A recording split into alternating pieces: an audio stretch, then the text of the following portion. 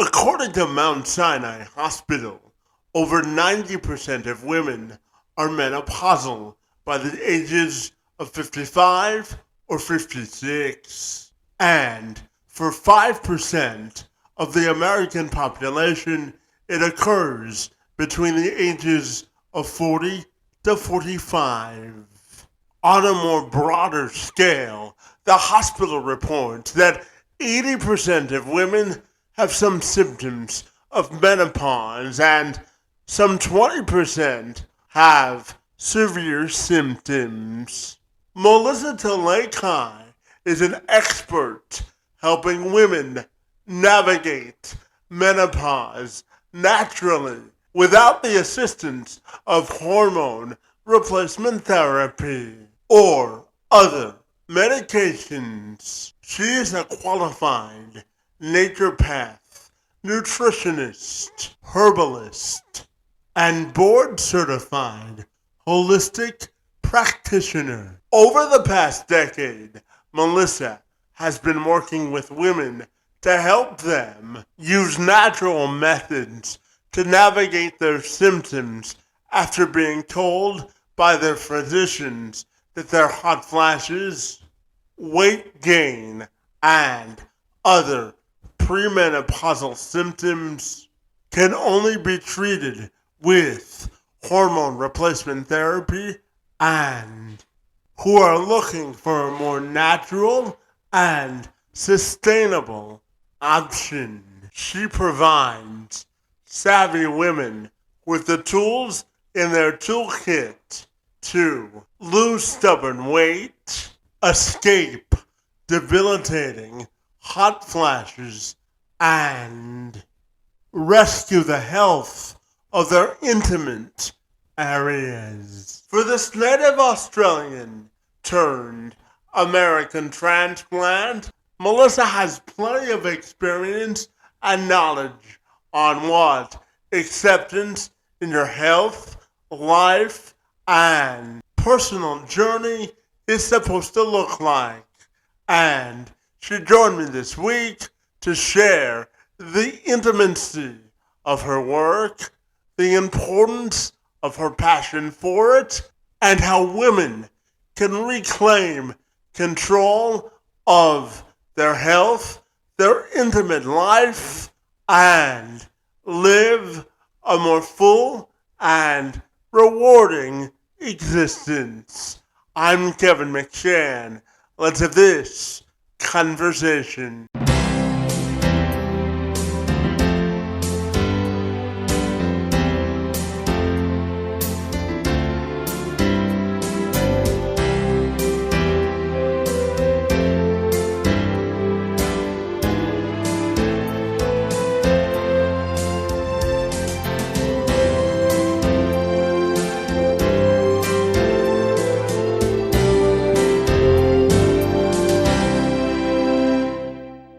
Melissa, if you're ready, I'll take a moment to welcome you to the program. And I'm super excited to learn about your work in women's health and how you help them navigate the symptoms of menopause. Happy Women's History Month and happy Friday to you. And it's great to see you this afternoon. Thank you, Kevin. It's just great to be here. Absolutely. Now, Melissa, I know you work with women to help them navigate the symptoms and causes of menopause to come out the other side and reclaim sort of their life and their vision. So I'm wondering if you can tell me about all the great work that you do. Oh, thank you. I'd love to. It's something I'm really passionate about. When very early on in practice for me, women were coming to me and they'd come in for one reason and they say, oh, by the way, my doctor said that there's only one way to get through this, and that's HRT. And they said, surely there's another way. And I said, well, yeah, of course there is. So that really spurred me on to really educate women about what we can do for our own health, and that we don't necessarily have to medicate a normal and natural process, that we can work with it And for 70% of the women in the world, they don't have access to medical care as far as HRT or some of these therapies go. So they rely on traditional therapies such as nutrition, herbal medicine, and so on. And that's their way through. Yeah, and for a point of clarification, for any of our viewers and listeners who aren't familiar with HRT, I'm wondering if you could give just a quick synopsis of what it is and why it's important. Absolutely. So HRT stands for hormone replacement therapy. And that's been around for quite some time, but it has evolved also quite a bit over the last decade in particular. And it involves replacing primarily estrogen and progesterone, which are the two female hormones that drop quite dramatically as we go into menopause. In some cases, women are also given testosterone, but there are side effects involved and there are risks. And for some women, they decide, well, those risks aren't acceptable to me. For other women, they might already have health conditions that exclude them from using these therapies. So they're looking for a natural way through, but it's certainly one option is to use these hormone therapies. And my job is to be an advocate for each woman in what they want to do for their body rather than dictating. Yeah, absolutely. And Melissa, I know you're on a mission to stop women from being medicated unnecessarily and to help them bring their bodies back into harmony naturally. So I'm fascinated with your work, and tell me why it's important to you to give women natural health options as well. For me, it's a very personal thing. I was very heavily medicated as a teenager, and that became a pretty ugly downward spiral from antidepressants, tranquilizers like benzodiazepines, migraine medications. Then I was put on contraceptives, not for reproductive purposes, but because I had abnormal bleeding and pain. And I actually had a health condition that went undiagnosed for over 13 years because nobody listened. And so I'm really, really passionate about finding out what is going on in the body underneath and how can we support the body to rebalance itself without bringing in a medication that takes away the body's ability to do what it knows how to do best, and that is repair itself and find balance once more. One of the ways I do that is through nutrition, through diet, getting rid of the things that have a negative influence on the hormones, and then we can bring in herbs that help the body balance once more, as well as mindset, talking about what's the way forward, how should we be approaching this mentally, what's a positive way of framing what we're going through rather than seeing it as a negative thing. That's really important for any process. Yeah, absolutely. Step-by-step process. You want to make sure you dot your I's and cross your T's, right? Absolutely. And Melissa, at the beginning of our conversation, I mentioned that it was Women's History Month. So I'm curious about what the occasion means to you and your definition and how you look at the concept of women's empowerment. Women's History Month kind of brings up conflicting feelings for me. The very fact that we need to have this month is telling me that we still have a long way to go in recognizing women's contributions and doing that consistently. I married into the Navajo tribe, which is a very matriarchal society, And so when I was first introduced to their culture, it was very eye-opening to see what high esteem women are held in, and to hear all the stories of, literally warrior women. And this is a normal part of their day-to-day thing, is to acknowledge and hold up women. So, and then you flip this back to Western culture where we're still fighting for equality in many ways. So I kind of live between those two worlds. And I think we have a long way to go, but it is really wonderful to see the stories being told of women's amazing contributions throughout the world in the various arts and sciences. Yeah, absolutely. And you mentioned empowerment. Well, I think that comes in many shapes and forms. And sometimes it can be a very subtle thing, like a sense of self-worth and who we are. I think when we have that, we are empowered because we know what we stand for. Education is a form of empowerment. Being able to hold boundaries in our relationships of what we will and won't accept, all of those things to me are empowering. And as a clinician, it's about educating my clients so that they can make informed decisions. That's how I see it through my work.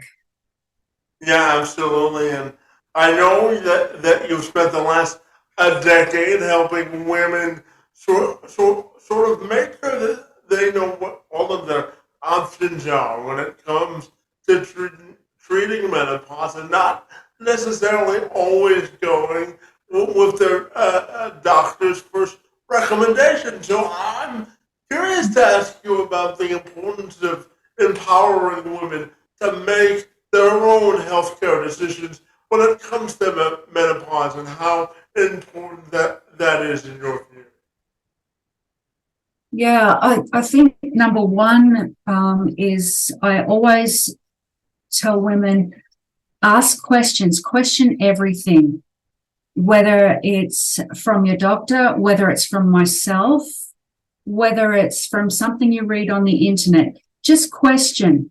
And at the end of the day, it's really about making a decision that is right for yourself, not that fits into somebody else's agenda or is comfortable for them, but acknowledging that it's their body and it's their choice. And so as far as my work goes, I see myself very much as an advocate for their choices, whether they choose to go down the medical route, the natural route, or take the best of both worlds and use them together, because that is absolutely possible too. But just to really empower them to make that individual choice, because nobody can tell you what is right for you. It has to come from inside. Yeah, absolutely. And Melissa, I'm also curious to ask you about advances in the field of treating menopause over the last, say, 5 to 10 years. And what are you most hopeful for? And where do you think more strides need to be made in the fight against menopause? Well, number one, I think, is to reframe our attitude towards it, because it's not a fight and it's certainly not a disease. It's a natural process, and the body's got so much incredible wisdom within it. And the medical view is, well, these hormones have dropped, so that's causing these symptoms. Let's put them back in and the symptoms will go away. Sometimes that works. Many times it doesn't. There have been some big improvements in HRT, I have to say, and that is with the introduction of bioidentical. And I think, that they're getting closer there and it's becoming safer. I wouldn't say it's completely safe yet. We lack the research on that, but it's definitely becoming much more individualized so that women are getting much more tailored treatment there. So that's a real positive on the medical side of it. Naturally, I still fall back to the tradition because it's time tested and proven. And that is we can't replace the estrogen and progesterone that have dropped. We can't force that to come up with herbs. But what we can do is there are a whole cascade of other things that go on hormonally that become out of balance with these drops, including insulin resistance. And this is why women put on weight. All of a sudden, they're not responding to the insulin so well. Their cortisol levels, their stress hormone can become too high, and that can really send some of these symptoms like the lack of sleep and the hot flushes and the night sweats. They can make them so much worse. So if we address some of these other hormonal pictures going alongside with it, then we can calm down these symptoms so very much in a gentle and supportive way that has no side effects and really helps the body adapt on its own. Yeah, that's an important piece to this puzzle for sure. And Melissa, I want to ask you about the emotional side of dealing with menopause for women who are going through it for the first time or have gone through it for years, because I know it can be an emotional and sometimes hormonal process for women. So how do you think women can best manage the inevitable emotional side of dealing with a menopause? Yeah, that's a great question. Number one, reach out for support. This is incredibly emotional, not only because of the hormone changes which are affecting our mood chemicals. We become much more anxious as our progesterone drops because it influences GABA. GABA's what I call our chill hormone. It keeps us feeling calm and relaxed. And when progesterone drops, the GABA goes along with it, and all of a sudden women are feeling anxious and they don't know why. And then as estrogen drops, our serotonin, our happy hormone, can come down with that too. And so we can also have these feelings of depression. So that's kind of the chemical side of it.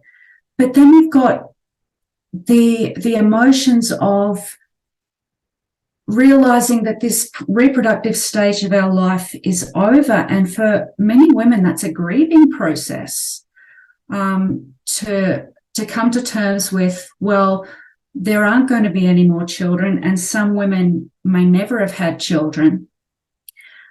So we grieve that loss of the ability to have babies.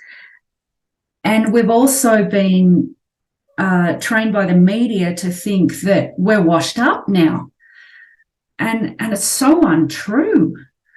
I find this is actually a really creative phase of life. And years ago, I was actually doing some research into it, and I discovered statistics that the amount of new businesses started, the greatest demographic starting new businesses were women in midlife. So far from things being over, they had this new creativity and were birthing businesses instead of babies. So I think we just need to reframe our attitude in many ways about what this represents, and the fact that this can be a new beginning, a new doorway for us, rather than everything being over. Yeah, absolutely. And I also know that you give women the tools and the knowledge in their toolbox to deal with the side effects or the causes of menopause. And I'm wondering, when you give women sort of the tools and the knowledge they need to be successful, and they come out the other side of this experience and really shift their mindset. I know that shifting the mindset around this issue is a large part of the work you do. So I'm wondering if you can tell me about the authentic connection you feel personally about these women, with these women, and how you help them shift their mindset in general. Yeah, the work I do is tremendously personal. I mean, there's a connection formed with each woman I work with, and it really is a partnership, and it's a sense of building them back up again. And I think when women understand that what they're experiencing is normal, that they're not going crazy, that there's an explanation for the fact that their moods are all over their place and it's not their fault, that alone can lift so much weight off someone. And that there's a tremendous shift that happens right there and then when they know, I'm not crazy. Yeah, my moods are all over the place and my body's doing things it didn't do before, but it's natural and it's not forever. And my body's literally rewiring itself with these changes. We go, as women, we go through a second puberty and menopause. You know, the first puberty in our teen years, the hormones go crazy as they rise up to reproductive levels and then level out. We go through that whole process all over again as they drop back down again. So in a way, it's quite liberating to be able to say, you're going through another puberty, so you get to be a teenager again in many ways. And it's really just changing the narrative around that and encouraging women to be playful with it again and to really open up to the joy in that and let go of the self-doubts and the worries about things all being over and say, no, new beginning. And we're going to walk through it together. Yeah, absolutely. And, you know, Melissa, I think that regaining confidence is a big part of what you help people do. And I certainly appreciate that about you. And I'm curious about regaining the confidence in the women once they shift that mindset and the importance of reclaiming a piece of themselves and not letting this symptoms of menopause really take control of their lives. And I know that reclaiming confidence is important to you in terms of what to help women do, isn't it? It's incredibly important because when you give women tools and show them how much they can actually do for themselves by making simple shifts in choices, and it's like a light bulb goes on in their eyes, and they realize, hey, I can do this. And then when they come in for that next visit, and it's like you see this, it's almost like they start to light up because they know that, hey, I can do this. I've got this, and it can only get better now. You know, really putting power back into somebody's hands with their health is one of the most amazing things you can do for their confidence. And when they have confidence with that, then everything changes around that in their life. And I think that's just so beautiful. Yeah, absolutely. And Melissa, I'm also curious to ask you about the tools and the knowledge, just circling back to that for just a second, and ask you if you had to create and sort of carve out a roadmap for any woman who's dealing with menopause for the first time, what are some simple steps that people can take so that they can eliminate stress and also deal with this phase of their life effectively? One of the first things I would say is get rid of the sugar. So many of the things that we go through in menopause, especially these hot flashes and the sweats and the mood swings, if we simply get the sugar and the processed foods out, will start to reduce with that one thing alone. And that is powerful because we're reducing inflammation in the body. And I think that applies to anyone, man, woman, child. We get rid of the sugar, our body will be so much happier for it. So that's one of the first things I say. Another thing that every woman can put in their toolkit is to reduce their alcohol consumption, because it does interfere with your liver function, and the liver is the master processor of our hormones. And it has a hard time if we're putting alcohol in. When we take that out, the change in symptoms can be really, really remarkable. So there's two things there that cost you absolutely nothing and simply involved a shift in your diet. More fruits, more vegetables, more lean meats, proteins, healthy fats. And all of a sudden things start to shift on their own without me having to give them a single thing.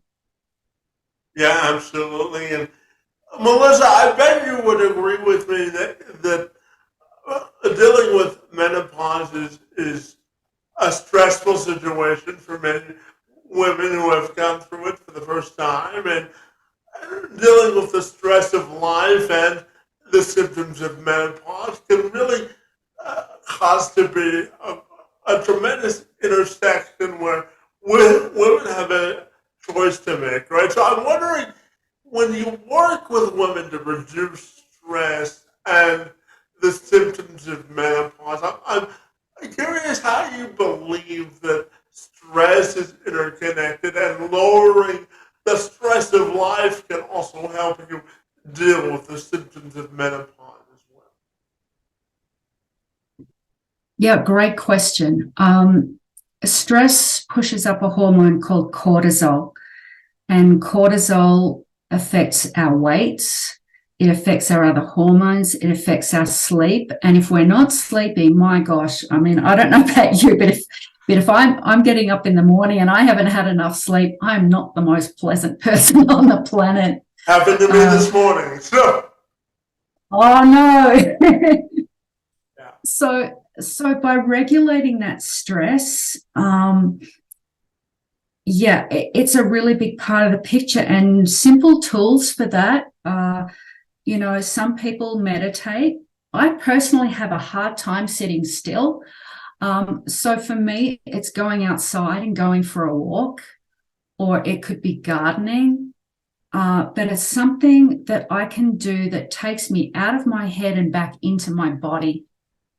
And that can just put us back into that moment and take us out of that projection of, oh gosh, what's next? What else do I have to do? And that monkey mind that trickles along and keeps us going.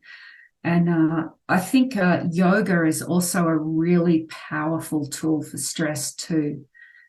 Again, putting us back in the body, and it's been shown to help regulate our hormones and a beautiful way of balancing things. And there are some great studies that show yoga, and also one I came across last week that they did in Iran on menopausal women, and all they had them do, the one thing they had them change was to walk. And the difference in the women that were walking every day compared to the group that wasn't was absolutely remarkable across all of their symptoms. So again, there's another thing that reduces stress, is absolutely free, and all of us can start doing. Yeah, absolutely. Melissa, I'll share just a quick story about myself since you brought up walking.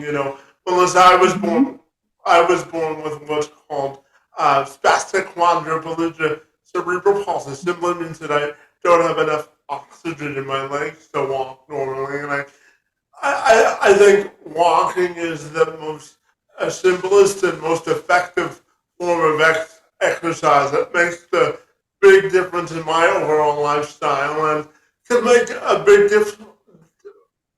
difference for anyone, regardless if you have menopause or not. Would you agree Yeah, with that? 100%. I really do. Yeah. And Melissa, I'm curious to ask you about how do you think, on a more broader scale, we could all sort of maximize what I call the resilience of life and really maximize every moment of life and view it as an opportunity to better ourselves and each other. Yeah, I think resilience is so important. And, it's interesting. I have a 24-year-old daughter, and I remember watching when she was young at school, and they were trying to take the competition out of things, and everybody gets a ribbon or everybody's a winner. Now, honestly, I think everybody's a winner for participating in life and getting up when things get us down. But a healthy amount of stress creates resilience. It has a purpose, but we need to learn to manage it. But resilience, whether it's physical or mental or emotional, is absolutely so critical. And it's the difference between giving in when something goes wrong or saying, okay, well, that didn't work. So maybe that path forward I thought was the right one isn't, but maybe I just need to reframe the way I do it and take a detour and find another path to the end result rather than just giving up on it. And if we have that courage to say, okay, let's just stop for a moment and think about another way to get there, then that's resilience. And sometimes we just need to take a pause and go through those feelings of being upset and disappointed with something, and acknowledging those feelings rather than trying to ignore them. And then once we can do that, then it's much easier to move forward with a positive mindset because we've allowed ourselves to process that first. Yeah, absolutely. And, well, listen, I'm curious, outside of your day job, what brings you the most passion in life? The things that make me happiest are really, it sounds cliche, but making the world a better place. And it's something as simple as wanting to leave everybody with a smile on their face. So always acting with kindness and consideration for other people, because we have no idea what someone's going through, and that smile could make all the difference in the world to them. So always being compassionate, kind, and I have a really big drive in me to always stand up for the people, not only people, but animals and the planet, to stand up for those that don't have a voice. I feel very privileged in this life, and with that comes a responsibility to help others. Yeah, absolutely. And just building on your last answer, I'm curious to ask you what inclusion and diversity for all means to you. Good. That's a really good question. And I think going back to, marrying into the Navajo tribe, that was something that really opened my eyes to that, to both inclusion and diversity, because I was almost thrown into a culture that was so alien to the way I'd been brought up. And there I was living on a reservation, the only Australian woman, that was for sure, and one of the few white people. And most of the white people on the reservation lived in gated communities because they were there working with the medical profession or the schools. So they weren't integrated yet. There I was living with a native as they did in quite impoverished conditions, very challenging. You know, our water barely trickled. The things people take for granted, we certainly didn't have out there. And it really opened my eyes to how differently they're treated, especially when we'd go off the reservation to walk into a restaurant and be refused service because my husband was native. It was an absolute shock that we have such a long way to go about inclusion in the US. And I think unless people experience things like that, you just can't possibly understand how it was just very in my face. And I thought I had no idea just how bad it was.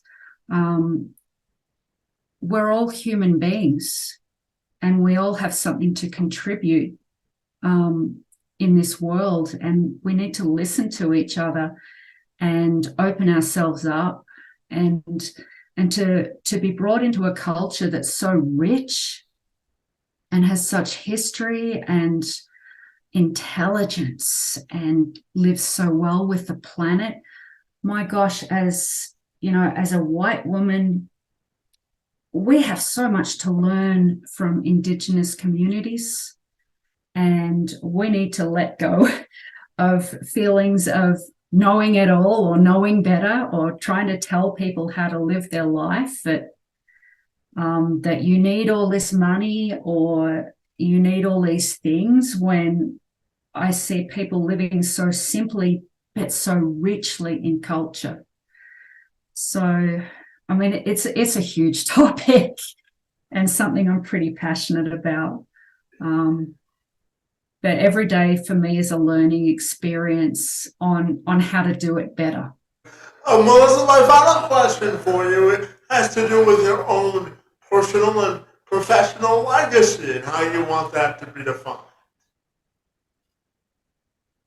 Oh, I think they intertwine a lot because, I mean, my profession really stems from who I am inside and what I want for this world.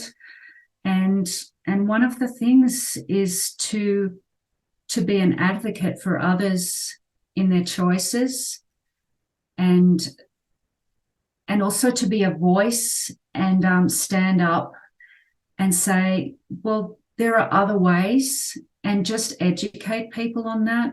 So just to be able to open eyes and for people to know that they're not alone and that they can make, they can make these choices and be supported rather than patronized. So, well, in my instance, the medical profession, just to see people stand up, feel strong. And if I can help them do that, and if I can leave them feeling more empowered and confident in their choices, then I think I've done something towards a better society.